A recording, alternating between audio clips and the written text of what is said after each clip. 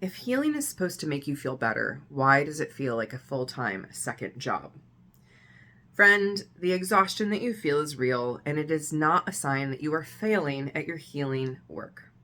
I'm Safrianna Lughna. I'm a licensed clinical trauma therapist turned transformational mentor, author, speaker, and the Queer Spirit Guide. And today I want to dive in to 7 considerations for you on why healing feels so exhausting, and it's not just you.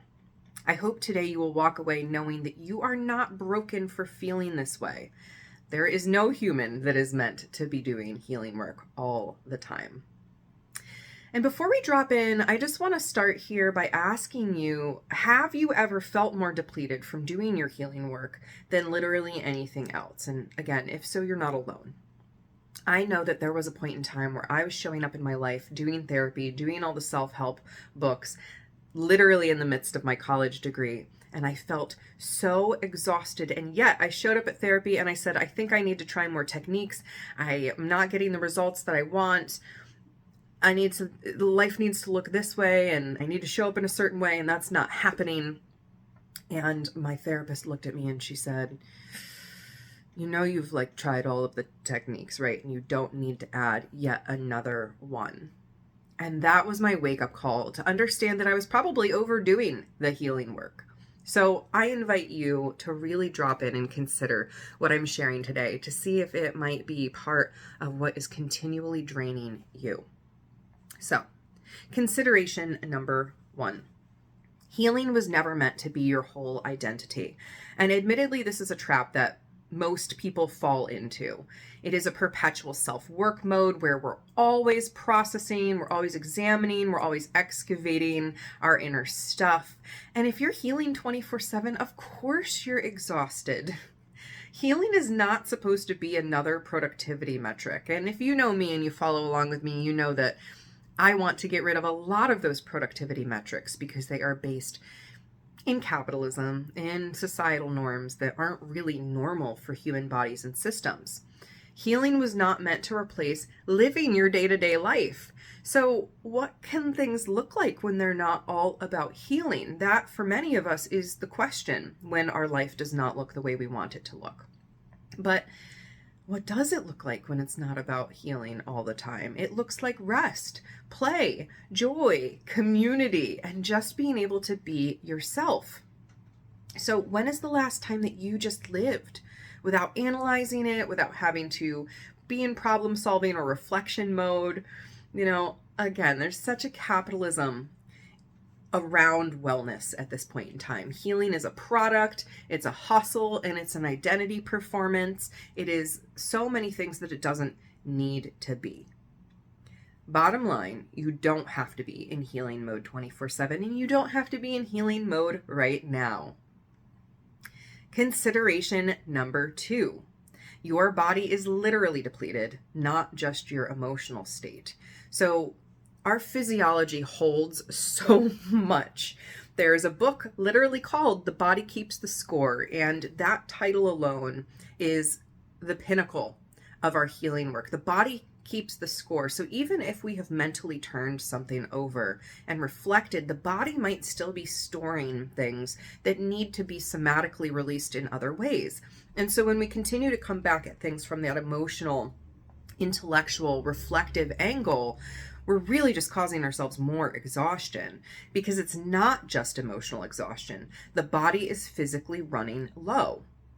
Chronic stress depletes our nutrients. So for example, our B vitamins, especially our magnesium, when we're stressed, the body uses its storehouses of good stuff to try and build us back up.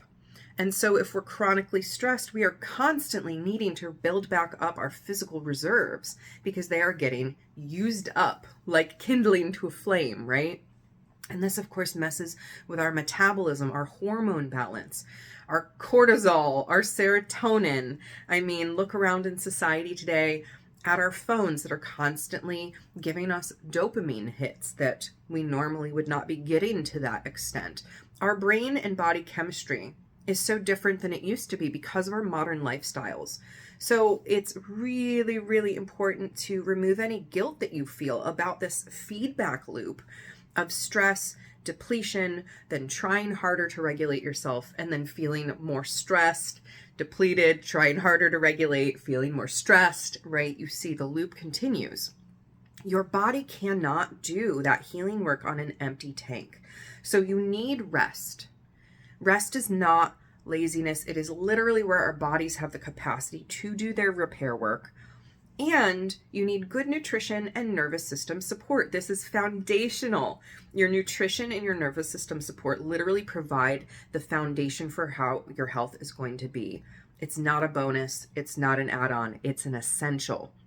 So I have definitely been in that stress loop before. I can say from experience, even while taking supplements, that if I was extra stressed and I was not going above and beyond to care for my body, that I became more stressed, that stress exacerbated itself, and that depletion really came in all the more intense. So again, removing any guilt that you might feel for this knowledge that your body needs extra care, and simply tuning into what does your body need. More hydration, good vitamins, minerals, whole foods as much as possible, the building blocks to be able to respond to stress. And of course, there are herbal supplements and other things out there. Tea. I love to take Tulsi tea, for example, for anxiety and just calming in the evening. It can have medical interactions. So it's so important that we listen to the needs of our body. What works for me is not going to work for you. But that ability to somatically release the stress as well through movement, any form of movement, is also another foundational piece. So the question for you here is, are you trying to do really deep healing work while you're also running your body on empty? If so, fuel your body. Consideration number 3, the myth of the one and done. And I could soapbox about this probably for an entire hour. Everyone wants their healing work done, fast, one session, fixed, now. That's not how it works. I have yet to see this ever happen. And I am a person, I do one-off sessions. I have a few types of one-off sessions that can be really powerful. For example, my reawakening rituals are 90-minute deep dive rituals to be right here, right now, and release what's holding you back so that you can really reignite your spark and step into your next purpose or mission or level. I'm not expecting clients to walk in and feel miraculously better from that one session. It's a kickoff point. It is an initiation point, certainly. But many people, and I have a client that comes to mind. I remember working with them, and they had been working with me for a while, and they were told by a set of coaches that in 2 sessions, they could have their nervous system completely reset and completely healed. And this client came back to me after those 2 sessions and said, actually, I feel worse. I don't feel better at all. And this is the predatory nature of the one and done that goes right back into capitalism. We will try to look for those quick fixes because we want them. And there are people that are willing to capitalize on that and take advantage of us by claiming that they can solve our problems in a very quick duration. So again, it's not really how it works. I have never seen a one and done and someone is fully healed. In fact, that is the antithesis of what we're here doing as humans. We are in this dance, this journey that I call the shadow light dance, where we're constantly moving in and out of comfort and discomfort, reflection and rest, doing and being, right? There's this dynamic nature to being human. And so again, from years of my own work, personally and professionally, I know that patterns tend to cycle through multiple times before we fully break free from them.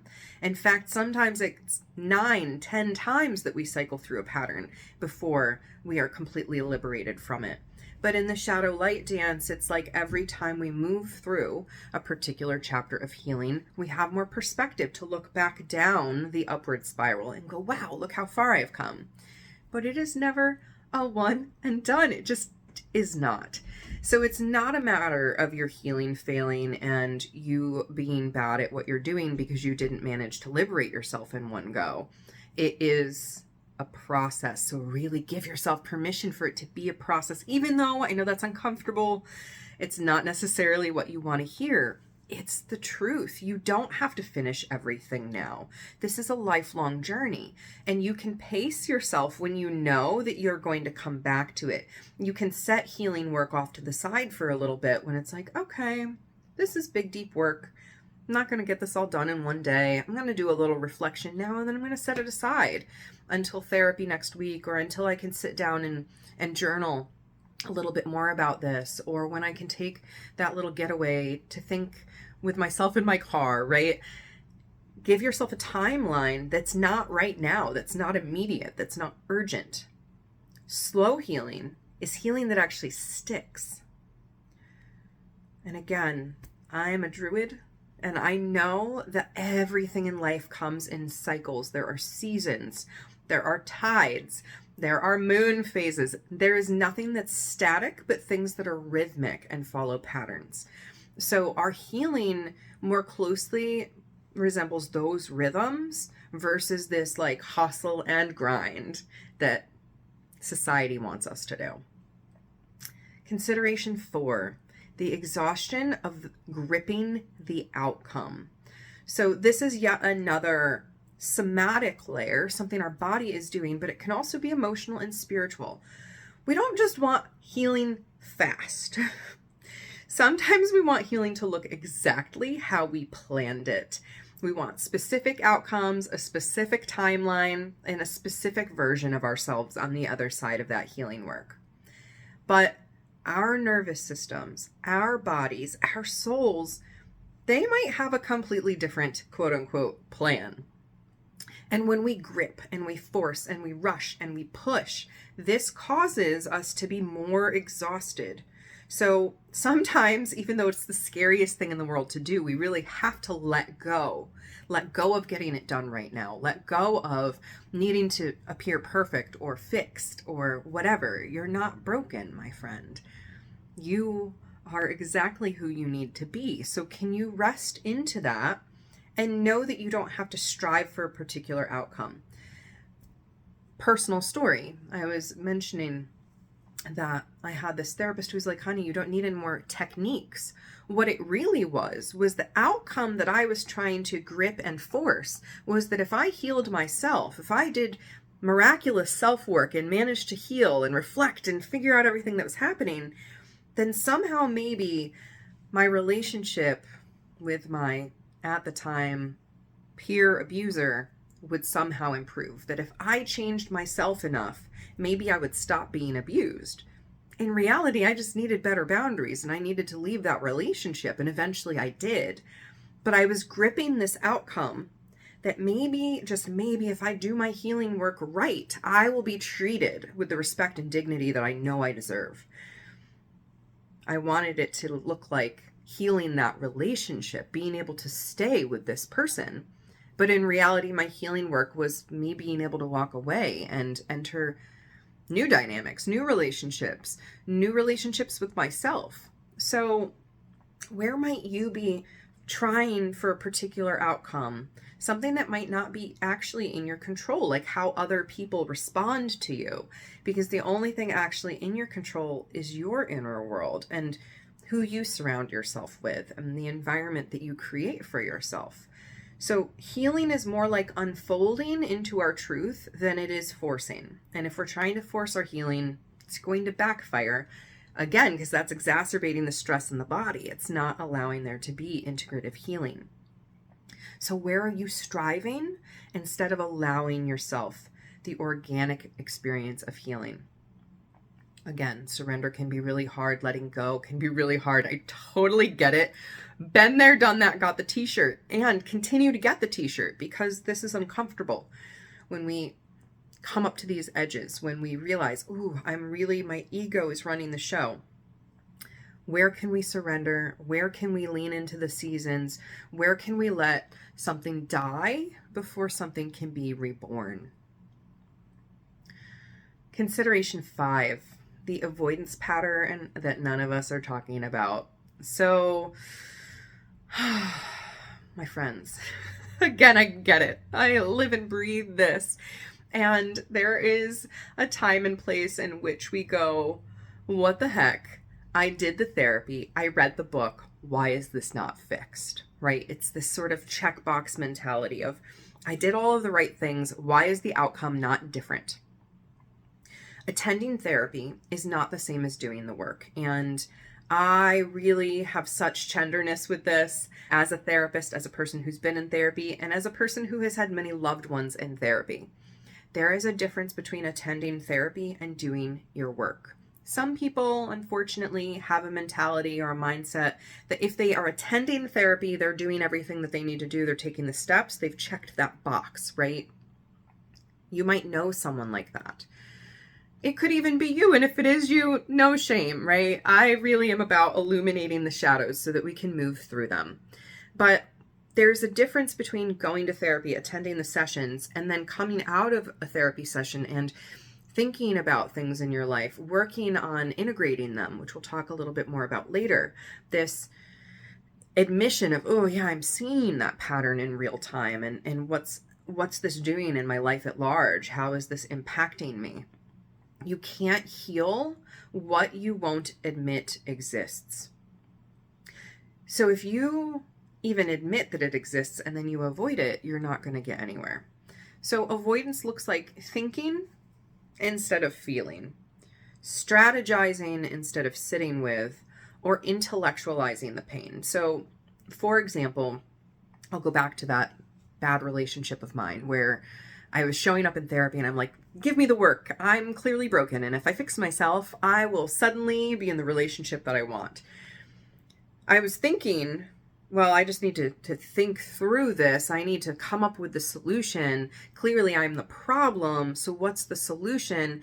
I'm in pain because, and list story here, right? Negative self-talk and old limiting beliefs and stories of childhood pain, et cetera, et cetera. But I was trying to think through, how do I get out of this situation and force it to be the way I want, while not feeling the immense pain that was there that, had I confronted, would have been like, yeah, clearly you need to move on from this. It's causing you clear, undeniable, irrefutable pain. And that's not changing even when you bring up the pain, right? So sometimes us trying to strategize or fix it in another way is us avoiding the truth on the reality that we're in.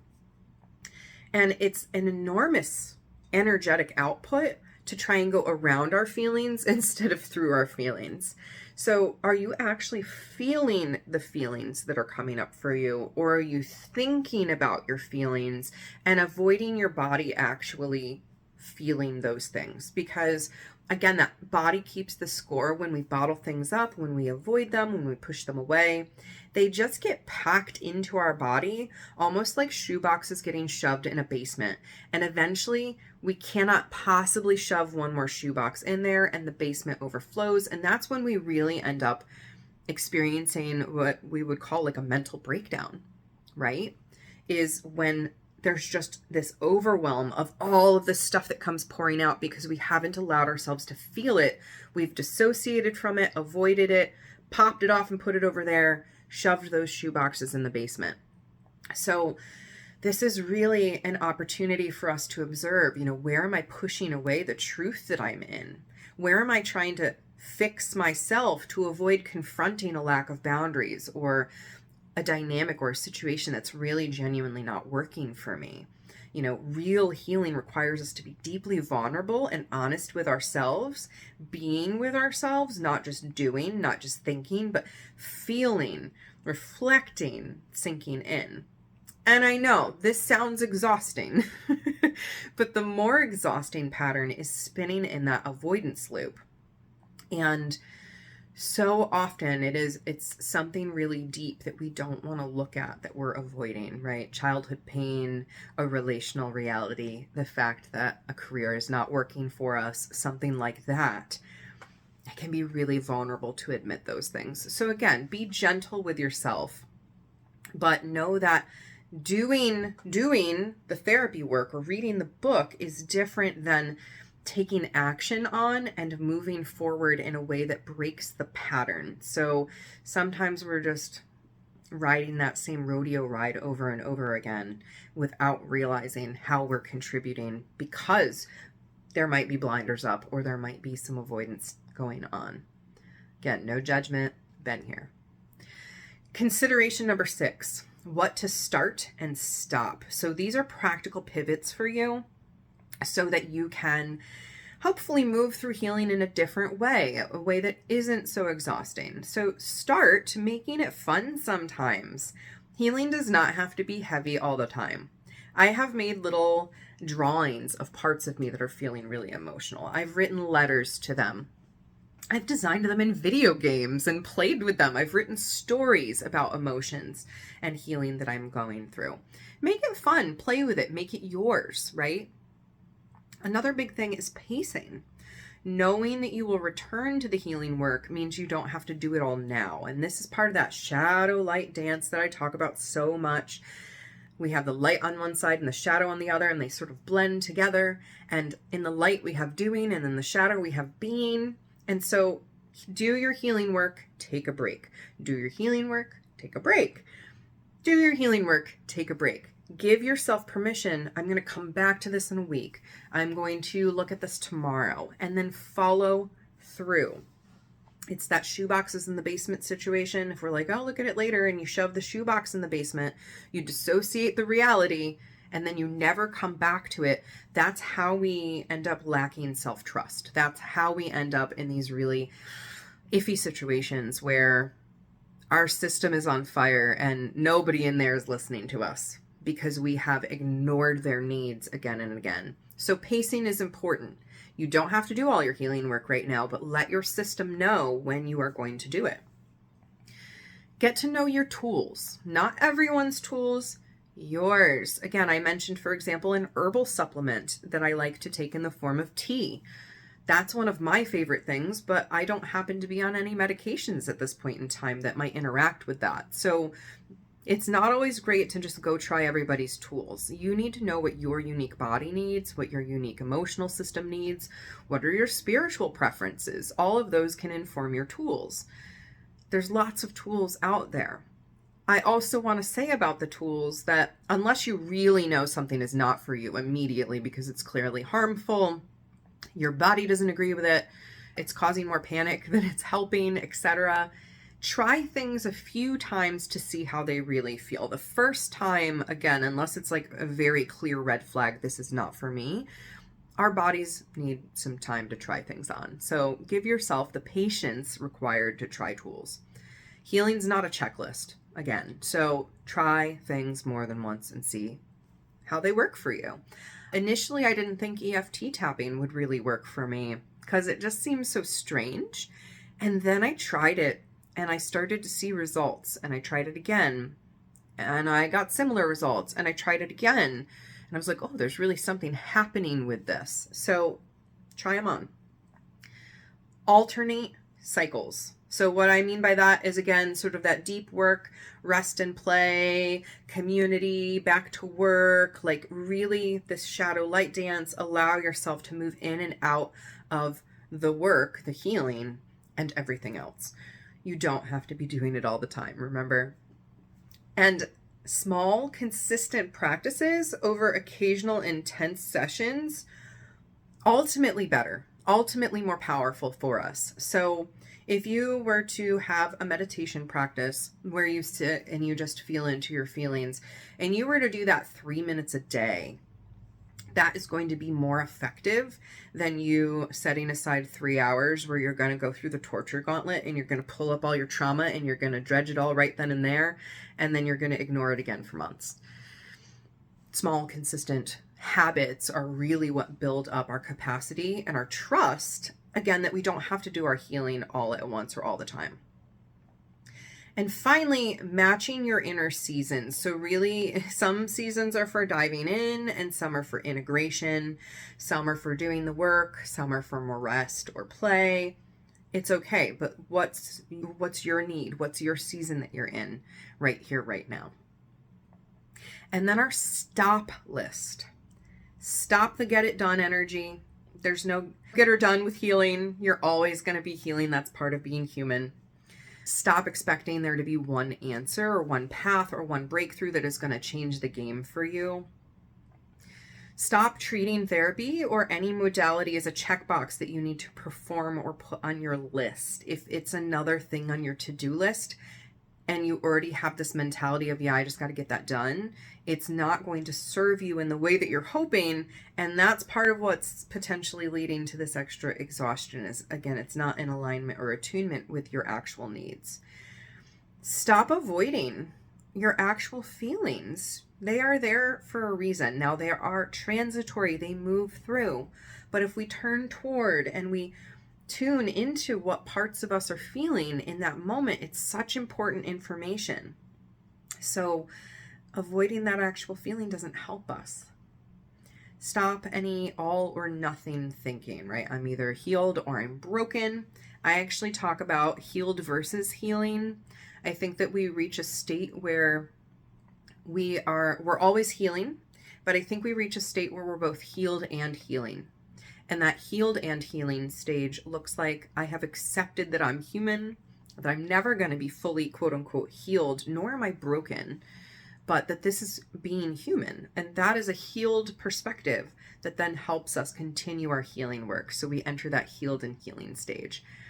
So you don't have to, it's not all or nothing, one and done. Also, stop treating healing like it's a job you can be fired from, or that is high pressure, or that you have to do now. Stop fighting your body's pace. It's big work, right? Doing our healing work is a big deal. And when we're fighting against ourselves, when we're in resistance, when we are causing ourselves more stress, it's just not going to support us. So it's okay to stop doing those things and start doing what really, really actually supports you. And finally, consideration number 7, integration, which is our missing piece. This is the thing most of us skip. And I didn't realize this until a few years ago, honestly. I naturally sort of did this throughout my life, and people would say, oh my gosh, Safrianna, like, how are you farther ahead? How did you only go through that one time? And I'm like, I don't know. And then I realized the missing piece, and it's integration. So why do people keep repeating the same cycles? Again, it often takes multiple times. We have to learn the lesson over and over. No shame. That's pretty normal. But why do people keep repeating the same cycles? Often it is because there was no integration. So processing, reflecting, doing our work without integrating is essentially like filling a leaky cup. Imagine, you are this cup and you have gone to therapy, you've read the self-help book, but you've got a leak in the bottom. So you pour all of this information in, and in another week or two, it's flooded out, it's gone. Integration is where healing actually lands. It lands in the nervous system, it lands in the body, it lands in our daily life. It becomes a routine. It is integrated as our new norm. Without integration, we essentially have insight without change. We have knowledge without it becoming wisdom. Wisdom is knowledge applied. So just because you've learned something, great, you learned something, but now you have to apply it. You have to integrate it. You have to make it tangible so that it's embodied as wisdom. So integration can look like journaling, it can look like movement, it can look like sharing, it can look like rest, ritual, nature time. It's not extra work, it really is the actual work. It's slow, it's not glamorous, it's essential. So what does integration actually mean? What does it look like? At the end of the day, like I said, it's updating the system to the new pattern. It's seeing yourself walking through your life with a changed belief, with a changed attitude, with changed behavior, because you took what you knew and you applied it. So like I said, journaling might be you journaling where you were and where you now are, and then continuing to check in with yourself to ensure that you are staying in where you've gotten to, that you are continuing to apply the knowledge into wisdom. I have found that people who take notes tend to integrate better. So people who have attended therapy or coaching / guidance sessions with me, the people who take notes are automatically integrating more because they are connecting their physical body and their thinking and listening brain in with the tangible activity of writing, which puts it in another part of the brain, which helps it become integrated. So the integration is going that step further. Again, I've learned something, I know it. How do I apply it in my life? How do I bring it in and make this whole update or change? So going back to my example earlier of the ex of mine who I was in a really abusive and toxic relationship with, at one point in time in my career, I learned about domestic violence. I learned that domestic violence looked like this bullet list of things in these different categories. I knew intellectually, oh, that's what's happening in my life.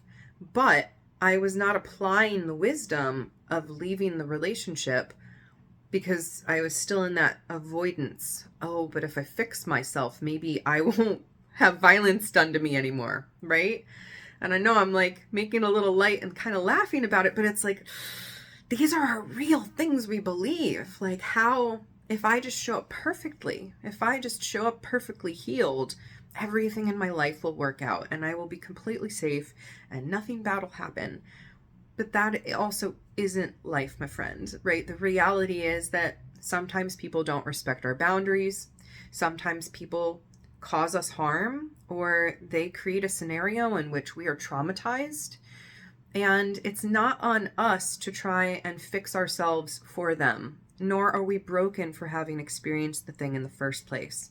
The integration comes when we are able to reflect on whatever our own role, if any, was in that traumatizing situation. Sometimes we're children and we have nothing to do with the choices that are being made. But as adults, we have to take ownership for what part we're playing in our scenarios and in our healing. And sometimes we really have to step away from a situation in order to integrate our healing, because sometimes we're in situations where it doesn't matter how much healing work we do, the external circumstances stay the same. So it becomes on us to integrate that knowledge as wisdom and remove ourselves from those situations that don't serve us. So again, I know it can be tough sometimes to integrate things because we recognize if I integrate this as wisdom, it's going to mean I'm saying no to that. I'm done with that. I'm moving away from that. I'm ending this relationship. I'm leaving this career, whatever it might be. And again, that's really vulnerable. But when we integrate the wisdom, when we break out of the pattern, the exhaustion can begin to lift that is being caused by that actual situation. So my friends, as we wrap up our time here today, I'm going to give you a few reflection prompts, things to sit with and think about. But before I do so, I just want to say, if you are looking for a mentor, a guide, a coach, a healer to work with, I would love to work with you. There is no joy greater for me than helping people step into the power of who they truly are and live an embodied, joyful life with the wisdom that they've obtained online, with the gifts that they came here with, shining brightly in the world. So I would love to support you, and I do one-on-one sessions. I have a community, group programs, as well as a very intensive, very fun in my opinion, but also super deep dive for integration work, which is my 4-month one-on-one program, Seasons of Soul. And that is for the high achiever whose life is not looking the way that they want it to because they are still operating in outdated patterns and have not stepped fully into their gifts. So if that sounds like you, feel free to check that out. But in the meantime, where are you treating healing like a job? Where could your healing be more natural? And are you actually feeling, or are you avoiding?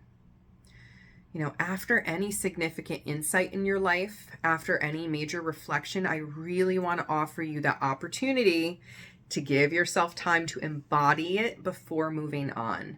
Install it as wisdom. Allow it to become a new part of your belief system and behavior before you run on to chase the next insight.